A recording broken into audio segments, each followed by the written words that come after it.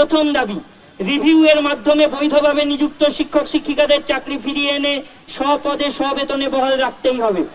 দ্বিতীয় দাবি, honourable chief justice of ইন্ডিয়ার কাছে যাতে রিভিউ ড্রাফট পৌঁছায় এবং গ্রহণ করার পরিস্থিতি তৈরি করা যায়, তার জন্য একজন নির্ভরযোগ্য সিনিয়র আইনজীবী দ্বারা অনারেবল চিফ জাস্টিসের কাছে রিভিউ মেনশন করতে হবে।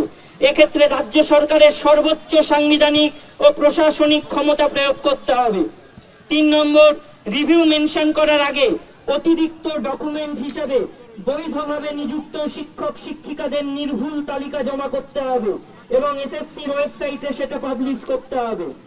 4 নম্বর, সেগ্রিগেশন অথবা রিপ্যানেল এর মাধ্যমে প্রয়োজনীয় আইনসঙ্গত উপায়ে ওএমআর পাবলিশের মধ্য দিয়ে এই কার্য সম্পন্ন করতে হবে।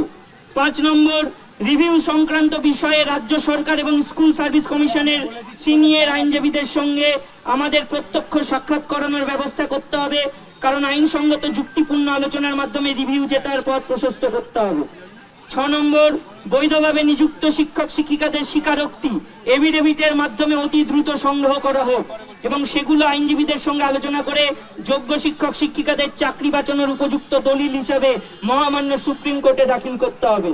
প্রয়োজনে পরীক্ষার বিকল্প হিসেবে সাংবিধানিক পদ্ধতিতে সুপার নিউমারেরিক পোস্ট তৈরি করে সকল যোগ্য শিক্ষক শিক্ষিকাদের চাকরি সুনিশ্চিত করতে হবে।